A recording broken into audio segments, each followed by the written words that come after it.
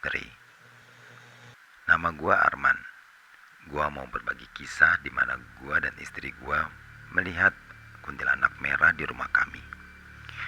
Waktu itu istri gua baru aja ngelahirin anak pertama gua. Lalu apa yang dicari kuntilanak merah di rumah kami? Begini ceritanya. Tahun itu adalah tahun 1990, di mana tidak terasa usia pernikahan kami sudah menginjak 1 tahun. Aku adalah calon ayah dari istriku bernama Neneng, dan dia sedang hamil besar. Kami tinggal menunggu waktu saja untuk kelahiran si cabang bayi. Oh iya, aku adalah Arman, seorang kontraktor di salah satu perusahaan ternama di pusat kota. Sebelum kita lanjut, silakan subscribe terlebih dahulu agar kamu tidak ketinggalan cerita misteri lainnya. Terima kasih. Kami tinggal di sebuah rumah mungil di pinggiran kota, di mana suasana di sini masih asri dan masih banyak pohon-pohon bambu yang ada di sekitar kami.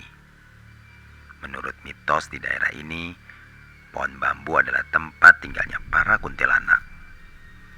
Tapi istriku sangat rasional. Dia tidak begitu percaya akan mitos-mitos yang ada di wilayah ini. Sedangkan aku masih memegang teguh kepercayaan itu.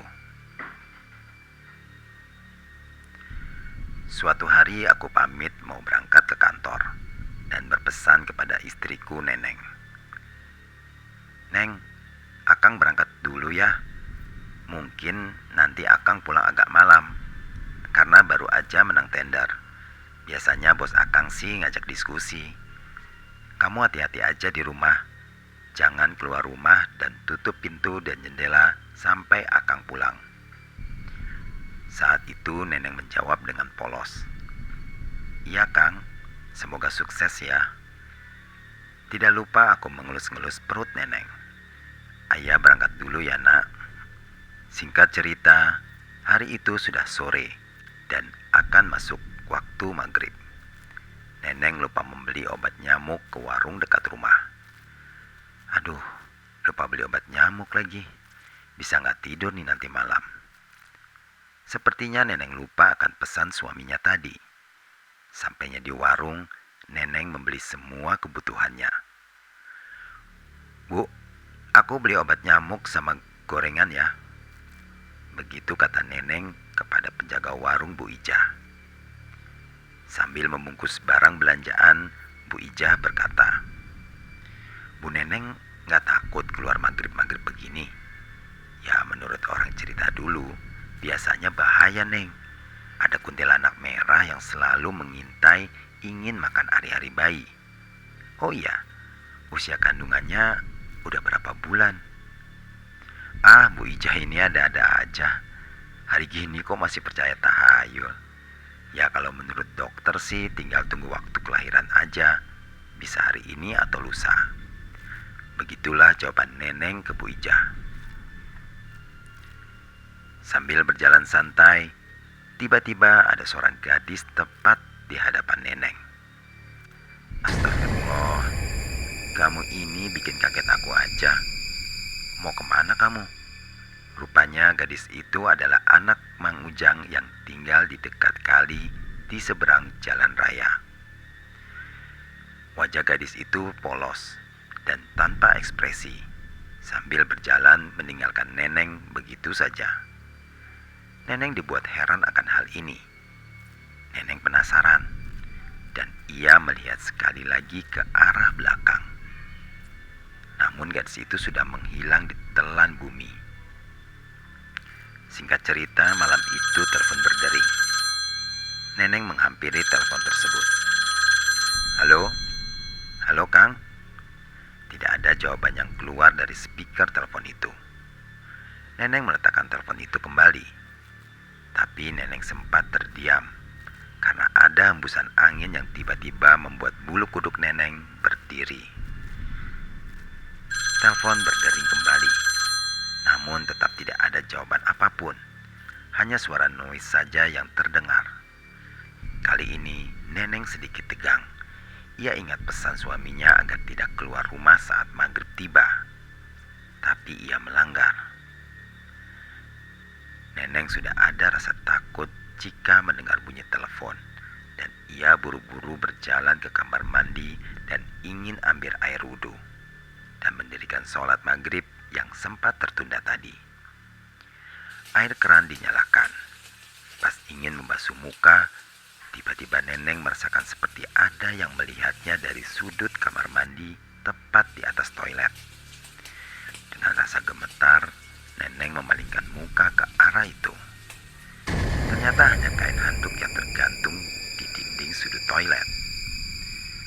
Akhirnya Neneng bisa menyelesaikan sholatnya. Dan telepon berbunyi kembali. Neneng kembali gemetar dan secara perlahan-lahan menghampiri telepon tersebut. Halo? Assalamualaikum, Neng. Ini Akang. Seketika itu juga Neneng plong dibuatnya. Ternyata Kang Arman yang menelpon. Kang Arman, pulangnya cepet ya. Neneng takut nih di sini. Suara Neneng begitu lirih. Iya, Neng.